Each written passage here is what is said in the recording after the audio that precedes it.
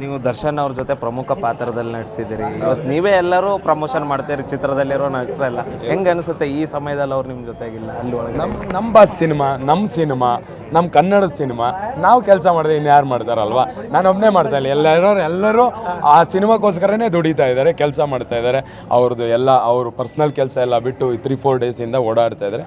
So ನನಗಿನ್ನ ಇವ್ರು ಜಾಸ್ತಿ happy, boss ಜಾಸ್ತಿ ಹ್ಯಾಪಿ. ಅಲ್ಲ, ಎಷ್ಟೋ ಕಡೆ ಕೋಟಿಗಟ್ಟಲೆ ಖರ್ಚು ಮಾಡಿ ಪ್ರಮೋಷನ್ ಮಾಡಿದ್ರಾಗಲ್ಲ, ಅಲ್ಲಿ ಸೆಲೆಬ್ರಿಟಿಗಳೇ ಇದನ್ನ ಪ್ರಮೋಟ್ ಮಾಡಿ ಇದನ್ನ ಮಾಡ್ತಿದ್ದಾರೆ. ಹೆಂಗೆ ಅನಿಸ್ತಿದೆ ಇಂಥ ಚಿತ್ರದಲ್ಲಿ ನೀವು ನಡೆಸಿದ್ದು? ಎಷ್ಟೇ ಖುಷಿ ಅನಿಸ್ತಿದೆ? ಏನೂ ಇಲ್ಲ ಸರ್, ಪ್ರೀತಿ ಅಭಿಮಾನದ ಮುಂದೆ ಯಾವುದೂ ಇಲ್ಲ. ಸೊ ಇದು ಮೋಸ್ಟ್ಲಿ ನನ್ನ ಲೈಫಲ್ಲಿ ಲೈಫಲ್ಲಿ ಕೆಲವೊಂದು ವಿಷಯಗಳನ್ನು ಸುವರ್ಣಾಕ್ಷರದಲ್ಲಿ ಬರೆದಿಡ್ಬೇಕಂತೆ. ಸೊ ನನ್ನ ಈ ಸಿನಿಮಾನು ಕೂಡ ನಾನು ಸುವರ್ಣಾಕ್ಷರದಲ್ಲೇ ಬರೆದಿಡ್ಬೇಕಂತ ಒಳ್ಳೆ ಆಪರ್ಚುನಿಟಿ. ಸೊ ನೀವೇ ನೋಡಿದ್ದೀರಾ ಎಲ್ಲರೂ ಕ್ಯಾರೆಕ್ಟರ್ ಹೆಂಗಿದೆ ಏನು ಅಂತ.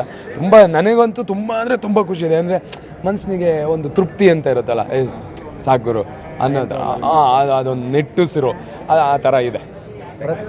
ಸ್ಕ್ರೀನ್ ಮೇಲೆ ಬಂದಾಗ ಹುಲಿ ಅಂತ ಇದಿಷ್ಟೋ ಹುಲಿ ಕಾರ್ತಿಕ್ ಅವರ ಉತ್ತರ ಕರ್ನಾಟಕ ನ್ಯೂಸ್. ಇದು ಕನ್ನಡದ ಉಸಿರು.